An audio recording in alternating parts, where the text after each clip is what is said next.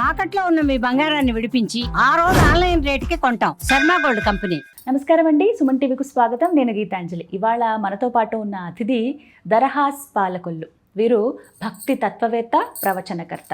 Videos ద్వారా అందరికీ ఎంతో చక్కగా సనాతన ధర్మం గురించి వివరిస్తూ ఉంటారు. అలాగే మన పురాణాలు, ఇతిహాసాల గురించి, అందులో ఏమున్నాయి, మనం ఏం నేర్చుకోవాలి అనేవి చెబుతూ ఉంటారు. ఇవాళ సుమన్ టీవీ స్టూడియోలో వారు మన ముందు ఉన్నారంటే వారితో మాట్లాడి ఎన్నో అమూల్యమైన విషయాలు తెలుసుకుందాం. గురుగారు నమస్కారం అండి. నమస్కారం అండి. వాసుదేవ. మహాశివరాత్రి ఎలా జరుపుకోవాలి అనేది కరెక్ట్ అంటారా ప్రశ్న? ఎలా జరుపుకోవాలి అంటే ఎలా జరుపుకున్నా శివుడు భోలాశంకరుడు కాబట్టి ఖచ్చితంగా కరుణించి తీరుతాడు. కానీ ఏసీ బ్యాటరీకి డీసీ బ్యాటరీకి ఉన్నంత సంబంధం ఉందన్నమాట శివరాత్రికి. అంటే ఇప్పుడు ఫర్ ఎగ్జాంపుల్ ప్లగ్ పాయింట్ ఉందనుకోండి, ప్లగ్ పాయింట్ దగ్గరికి తడి నీళ్ళతో వెళ్ళి ఏ మెటల్లో పట్టుకొని ప్లగ్ పాయింట్లో వేలు పెడితే కరెంట్ షాక్ వస్తుంది, అవునా?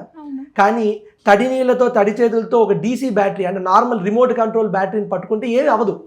ఎందుకంటే రెండు కరెంటే, రెండిట్లో కరెంటే, కానీ రెండింటి యొక్క తత్వము వేరు. అలాగే శివుడి యొక్క ఉపాసన చేసేటప్పుడు శివుడి మీద కాసిన్ని నీళ్లు చల్లినా చాలు కల్పవృక్షం మన ఇంట్లో వెనకాల పెరట్లో మల్లె చెట్టులాగా ఉంటుందట, కామధేను మన ఇంట్లో దొడ్లో ఆవులాగా ఉంటుందట. అంటే ఎన్ని వరాలు కావాలంటే అన్ని వరాలు ఇచ్చేస్తుందట. కానీ కూర్చొని మంత్రసహితంగా ఉపాసన చేయాలని మనం నిర్దేశించుకున్నప్పుడు ఆ క్షణంలో కొన్ని పాటించవలసిన నియమాలు ఉంటాయి.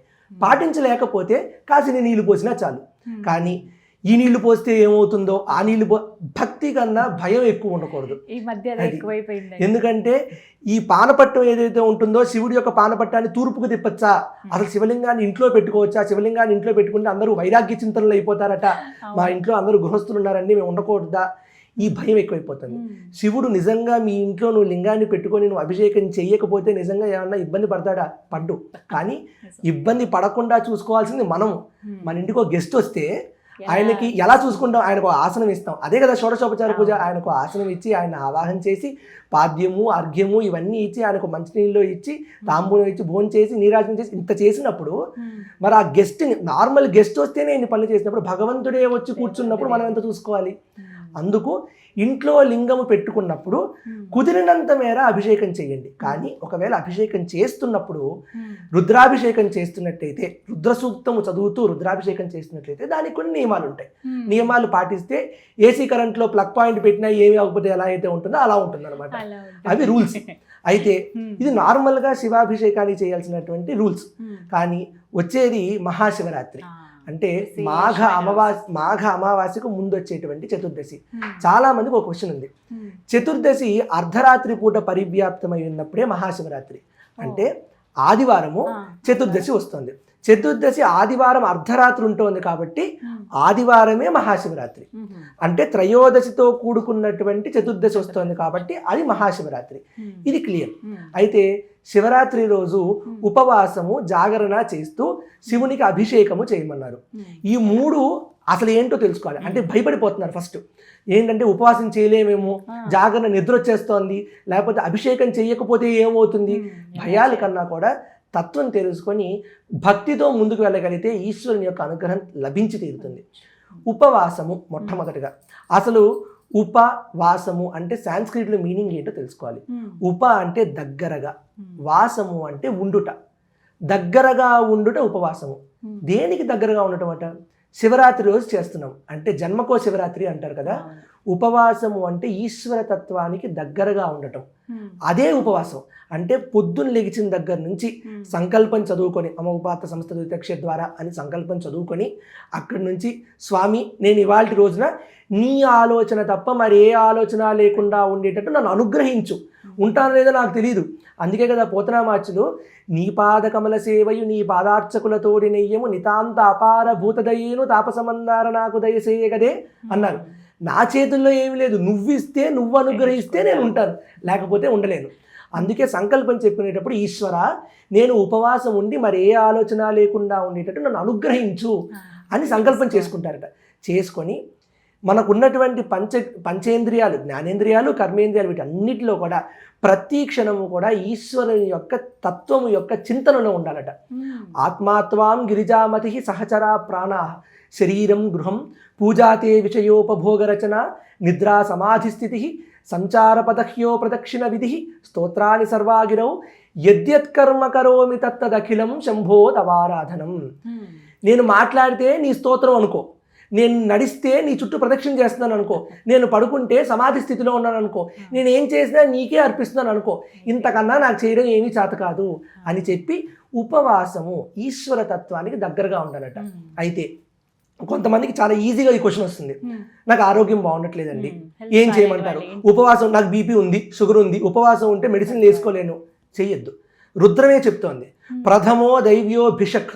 భిషక్ అంటే వైద్యుడు, శివుడే, రుద్రుడే మొట్టమొదటి వైద్యుడు. అలాంటిది రుద్రుడే వైద్యుడి రూపంలో వచ్చి మీకు అమ్మ మీకు బీపీలు షుగర్లు ఉన్నాయి, మెడిసిన్లు వేసుకోవాలి, ఖచ్చితంగా మీరు తినాలి అని చెప్తే రుద్రుడు చెప్పిన మాటను కూడా పక్కన పెట్టి, అంటే వైద్యుడి స్వరూపంలో ఉన్నటువంటి రుద్రుడు చెప్పిన మాటను కూడా పక్క పెట్టడానికి మనం ఎంతటి వారం? సో డాక్టర్లు చెప్పిన ఆరోగ్యం సరిగ్గా లేకపోయినా ఏం లేకపోయినా ఖచ్చితంగా ఉపవాసం అనేది తిండి మానేయడం కాదు అనే విషయాన్ని గుర్తుపెట్టుకొని ఈశ్వర తత్వానికి దగ్గరగా ఉండాలి. అయితే చాలామంది కటిక ఉపవాసాలు చేస్తారు, మంచినీళ్ళు తాగరు, గుటకం మింగరు. సంతోషమే, ఎప్పటి వరకు? మనస్సు ఈశ్వరుడి దగ్గర ఉన్నంత వరకు. ఎప్పుడైతే చంచలంగా మనస్సు మారి ఆకలి మీదకి వెళ్తోందా, కాస్త గబాల్నే కొంచెం అలా తినేసి, ఏది సాత్వికమైన ఆహారమే, మళ్ళీ తినమంటే ఏదో బిర్యానీలు అవి తినేసి రజస్సు తమస్సులోకి వెళ్ళిపోతే నిద్ర వస్తుంది. What we eat is what we think. మన ఆలోచన సాత్వికమైనటువంటి శివస్వరూపం మీద ఉండాలి కాబట్టి సాత్వికమైన ఆహారం తినాలి. ఓ పళ్ళో ఏవో తిని, ఓ మంచినీళ్ళలో ఏవో తాగేసి మళ్ళీ ఈశ్వర నేను ఉండలేకపోయాను, సారీ క్షమించు అని చెప్పి తినేసి మళ్ళీ ఈశ్వరుడి వైపు వెళ్ళిపోవాలి ఆలోచన. అలా ఆలోచన మాత్రంగా ఈశ్వరుడి యొక్క తత్వము దగ్గర ఉండటం ఉపవాసము. అంటే జాగరణ కూడా. జాగరణ అంటే జాగరూకతతో ఉండుట. పూర్తిగా తర్వాత రోజు 6 గంటల వరకు మెలకువ ఉండాలి. పూర్తిగా ఆదివారం సాయంత్రం 15వ తారీఖు సాయంత్రం 6:30 నుండి నెక్స్ట్ రోజు పొద్దున్న 7 గంటల దాకా అనుకోండి, రఫ్గా 6:42 సూర్యోదయం. ఆ 12 గంటల్ని 4 జాములుగా విడగొడతారు. ఒక్కొక్క జాము 3 గంటలు.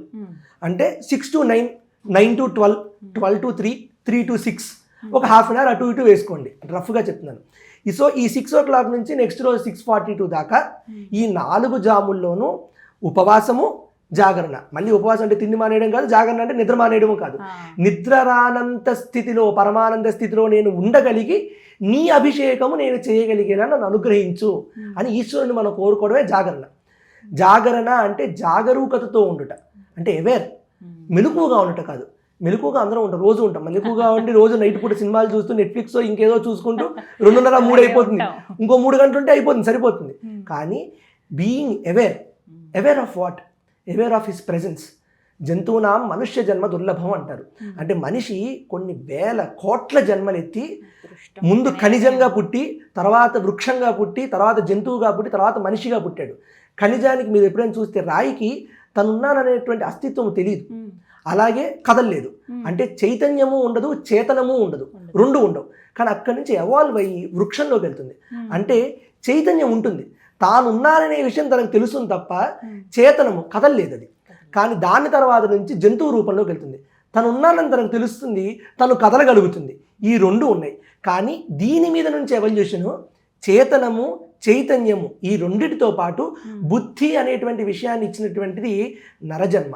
ఇటువంటి మనుష్య జన్మ వచ్చినప్పుడు ఈ జన్మ మొత్తంలో ఒక్క రాత్రి, జన్మకో శివరాత్రి అన్నట్టుగా ఉపవాసము, జాగరణ, ఆయన యొక్క ప్రెజెన్స్ని ఫీల్ అవుతూ ఆయనకు దగ్గరగా ఉండగలిగితే ఉపవాసము, జాగరణ చేసినట్టే.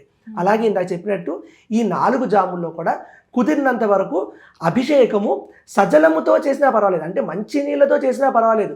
పాలు, పెరుగు, తేనె, నెయ్యి, పంచదార వీటితో చేయగలిగితే అదృష్టం, హ్యాపీ. చెయ్యలేకపోతే అవి లేవు, మా దగ్గర లేవు అంటే హ్యాపీగా మంచిగా మంచినీళ్ళతో చేసిన ఆనందమే. కరెక్ట్గా పోనీ ఇంతసేపు నేను అభిషేకం చేయలేను అంటే నిశిత కాలము అని ఉంటుంది.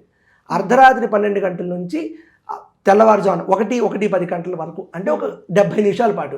ఈ 70 నిమిషాల పాటు శివుని యొక్క ధ్యానంలో ఓం నమ శివాయ అనేటువంటి పంచాక్షరి మంత్రాన్ని చదివినా చాలు, రుద్ర సూక్తమే చదవక్కర్లా. ఓం నమ శివాయ అనే పంచాక్షరి మంత్రాన్ని చదువుతూ శివలింగము పైన ఉత్తగా నీళ్లు పోయిరాదు. శివలింగము పైన ఒక బిల్వదళాన్ని నుంచో, ఒక పువ్వును బోర్లించో దాని మీద నుంచి నీళ్లు పోస్తూ ఓం నమ శివాయ, ఓం నమ శివాయ, ఓం నమ శివాయ అని అనుకొని ఆ గంట సేపు శివ నువ్వు నాకు కనబడుతున్నావు, నేను నీలో ఉన్నాను, నువ్వు ఉన్నావు అనే విషయం నాకు తెలుసు, నువ్వు నేను వేరు కాదు, నువ్వు ఉన్నావు నేనున్నాను అని అనుకుంటే చాలట. ఇంతే శివరాత్రి తత్వం. ఇంత చేయగలిగితే చాలు. ఇందులో చాలామంది చాలా కాంప్లికేషన్స్ చేయొచ్చు. అంటే పంచామృతాలతో, పాలతో, పెరుగుతో, తేనెతో, నెయ్యితో, పంచదారతో, వీటితో రకరకాలుగా చేయొచ్చు. ఏమీ చేయలేకపోయినా అన్నీ ఇవ్వగలిగేటటువంటి వాడు కాబట్టి శంకరుడు. శంకరోతి ఇది శంకర, మంగళమును ఇచ్చువాడు శంకరుడు. ఈ విషయాన్ని గుర్తుపెట్టుకొని శివరాత్రి నాడు భక్తితో, భయంతో కన్నా భక్తితో ఈశ్వర తత్వానికి దగ్గరగా ఉండగలిగితే అదే అస్సలైనటువంటి మహాశివరాత్రి. చాలా చక్కగా కళ్ళ ముందు కనపడింది ఎలా చేయాలి ఏమిటనేది చక్కగా గైడ్ చేశారు. ధన్యవాదాలు. ధన్యవాదాలు.